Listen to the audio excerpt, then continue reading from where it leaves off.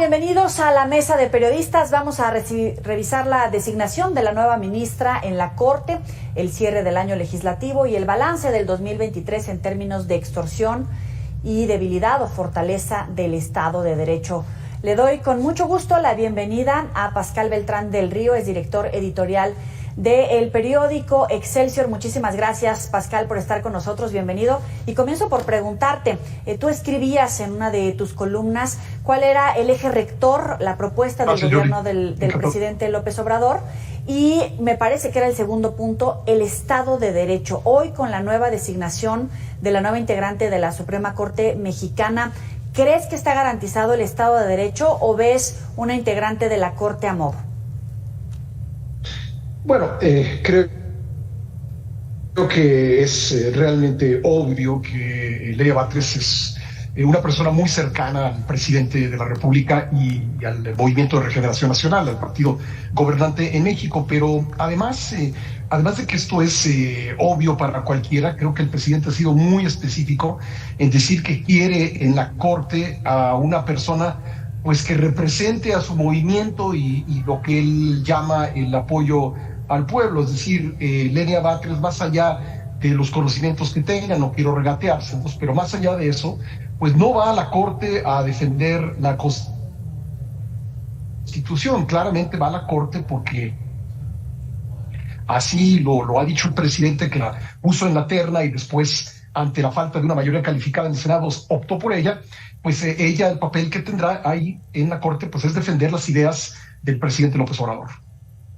Claro, y es interesante porque muchos preguntaban desde el extranjero, ¿no? ¿Cómo? O sea, se designan ese nivel de cargos de tal importancia con base a que es hermana del jefe de gobierno, hermana de otra integrante del gobierno mexicano, o con base en qué se hace la designación de una ministra de la Corte que debería de garantizar la independencia de los poderes, los contrapesos incluso.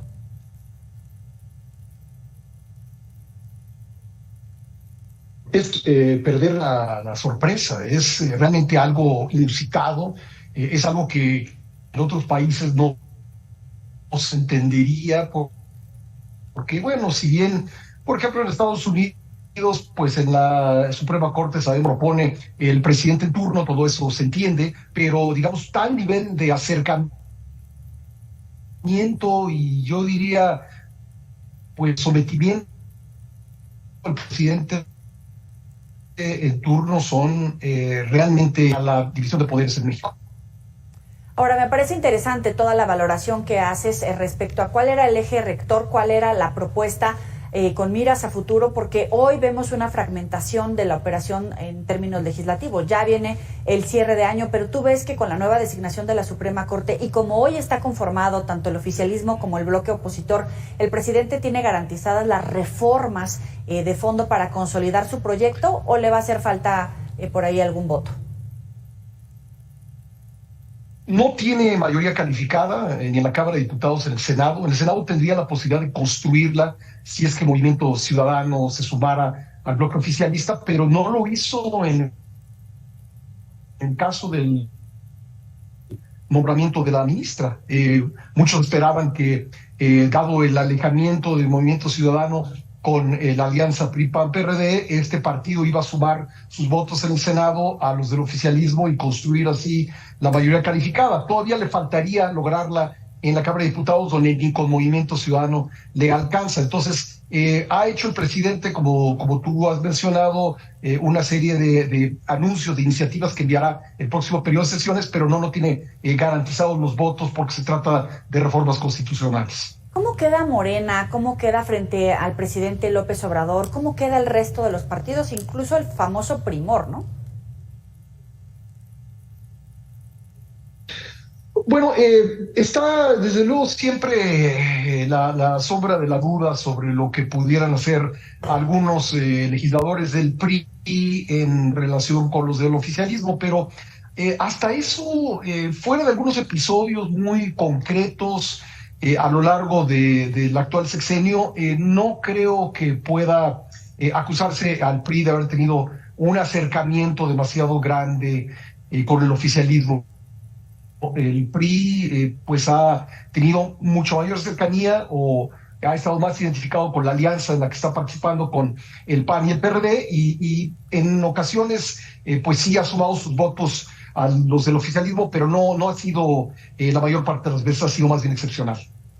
Oye, ahora otro de los grandes temas que hemos visto que acaparan la agenda nacional es Ernestina Godoy, la fiscal que algunos observan como la candidata de Claudia Sheinbaum, aspirante presidencial, la galla del presidente López Obrador, que no logra consolidarse a pesar de tener una operación de Estado, a pesar de tener la fuerza desde el presidente López Obrador, versus a el fiscal de Morelos, Uriel Carmona, que pues como sea el Congreso Estatal lo protege. ¿Es una señal de debilidad de Claudia Sheinbaum o cómo lo están leyendo desde México? Bueno, no se logró construir la mayoría calificada para que pudiera renovarse el cargo de Ernestina Godoy en la Fiscalía Capitalina. Les faltaron votos, no se sabe exactamente cuántos porque reventaron la sesión, pero se calculaba que les faltaban unos 5 votos, tenían 39 de 44. Si es una debilidad de Claudia Sheinbaum, no sé, porque finalmente dependía de la negociación con el bloque opositor, no se quiso negociar, y entonces, bueno, ahí está el resultado. En el caso de Uriel Carmona, creo que es muy claro que las acusaciones que enfrenta el fiscal son del fuero común, no son del fuero federal. Entonces el Congreso de Morelos, igual que lo hizo el de Tamaulipas hace algunos meses en el desafuero del entonces gobernador Cabeza de Vaca, pues simplemente, creo yo, se apegó a la letra de la ley y dijo que el retirar por parte de la Cámara de Diputados el fuero al fiscal no tenía pues ningún efecto en el estado de Morelos. ¿Cómo observas tú particularmente, por un lado, la seguridad en territorio mexicano, antes de entrar a fondo al tema de Texcaltitlán, pero cómo observas el tema de la seguridad como uno de los ejes rectores del presidente López Obrador? Hay quien asegura que va a ser el gran pendiente, más allá, incluso en términos de salud. ¿Y cómo observas la procuración de justicia? Porque hablábamos en un momento de la Ciudad de México o de Morelos, pero en general, con la administración del presidente López Obrador, ¿hay más acceso a la justicia? A no dudarlo, es el gran pendiente de este sexenio. Fue uno de los puntos que se plantearon en aquel documento de proyecto de desarrollo al que tú te referías, sobre el que escribí en la columna, y claramente no se logró ninguno de los objetivos. El presidente López Obrador, antes de la elección, prometió que si él ganaba los comicios, al día siguiente se acabaría la violencia porque se habrían acabado las razones para delinquir. Y bueno, esto claramente no pasó. Después, ya tomando posesión, el presidente pidió 6 meses, después pidió 1 año, y pues la violencia ha continuado. Y creo que hay expresiones delincuenciales que son realmente muy preocupantes, por el de la extorsión. Así que sí, efectivamente, el gran pendiente es de la seguridad y pues junto con él el acceso a la justicia, porque los ciudadanos están en muchos estados del país en una gran indefensión sin el apoyo de las instituciones. Ahora, la extorsión, decía Luis Miguel González, director editorial del Economista, la extorsión es uno de los temas del 2023, aunque no está en la lista de los grandes hits de la mañanera. Y en estos días hemos estado hablando de ella porque seguimos impresionados, decía Luis Miguel, con la rebelión de los habitantes de Texcaltitlán en el Estado de México. ¿Hacia dónde va el Estado? ¿Hay ausencia, hay debilidad del Estado de Derecho? ¿Está en riesgo la gobernabilidad? ¿O en qué rango lo pondrías tú?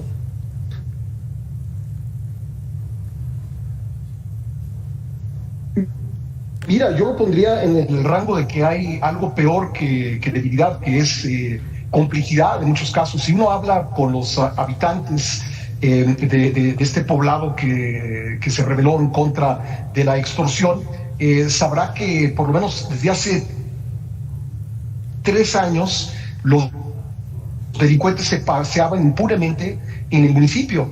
Estamos hablando de un personaje que tenía orden de aprehensión por haber atentado en contra de policías, por haberlos emboscado.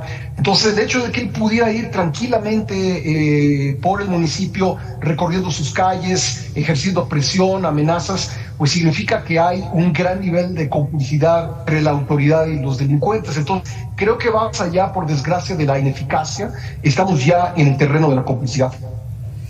Ahora, también quiero hacer como el ejercicio, ¿no? El tema de la extorsión no solamente se ha visto en ese sexenio, hemos hablado de grupos de autodefensas infiltradas por criminales en la administración anterior del PRI o la próxima anterior del PAN. Yo creo que no, que es un fenómeno.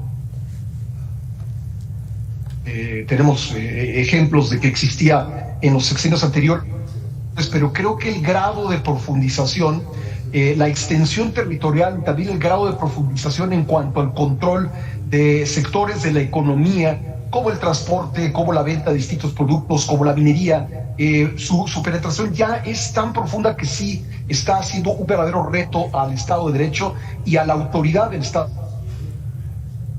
mexicano. Creo que en este sexenio, sin duda, ha habido un avance en deterioro del imperio de la ley, en deterioro de la seguridad de los ciudadanos, comparado con lo que había en sexenios anteriores, donde efectivamente existía.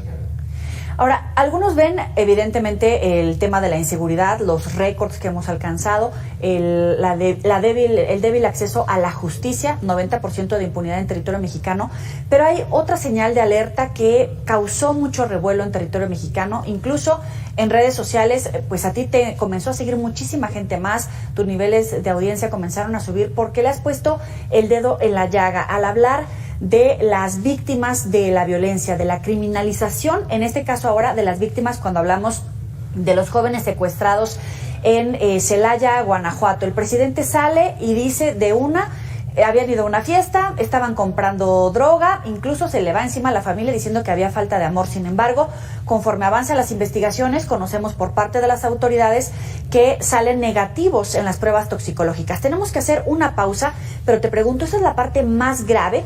No escuchar a las víctimas, criminalizarlas, incluso como en un rasgo de no le hace falta humanidad al presidente. Vamos aquí a la pausa en Mesa de Periodistas y volvemos contigo.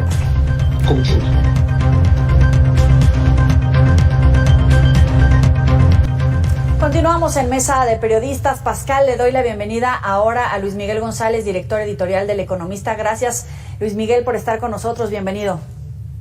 Un gusto, Yoli. Un gusto, Pascal.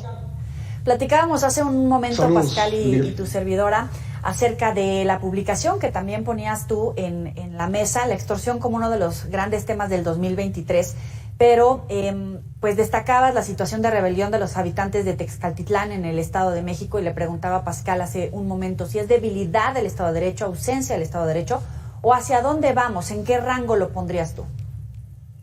Ahora sí, si fuera pregunta de opción múltiple, la otra opción es complicidad de algunos elementos del Estado. Es decir, en algunos casos tenemos debilidad, en otros ausencia, y por desgracia tenemos elementos para asumir que también hay complicidad. Y creo que es un tema que, si bien no es nuevo, nos ha sorprendido en su complejidad, en su profundidad en los últimos años, por la cantidad de elementos nuevos que tenemos que incorporar, vamos a decir, en nuestro microscopio o en nuestro telescopio.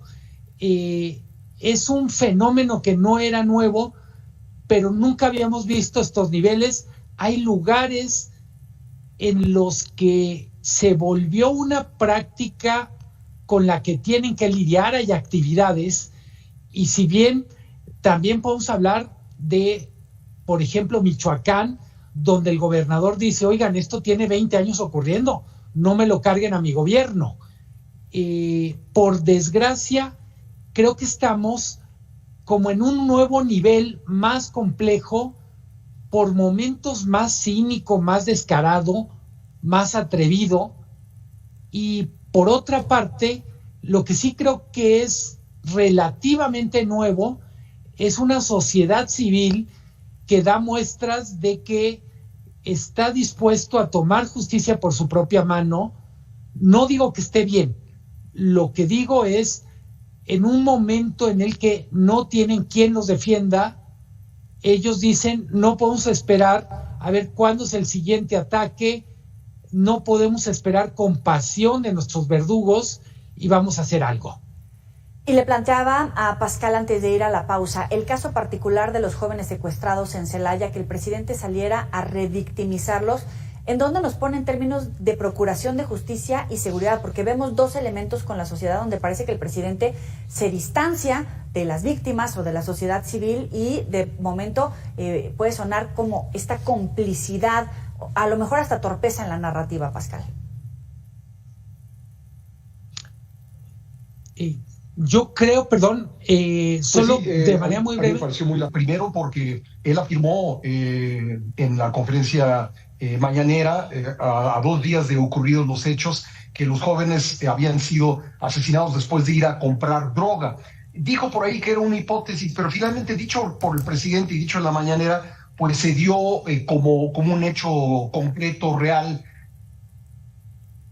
que eso había ocurrido. Después vinieron las pruebas toxicológicas a los cuerpos de los muchachos y se encontró que ninguno de ellos había consumido droga, tampoco, hasta donde tengo entendido, lo que he podido platicar con el equipo investigador, no tenían droga en sus postiones. Así que no haya ofrecido una disculpa a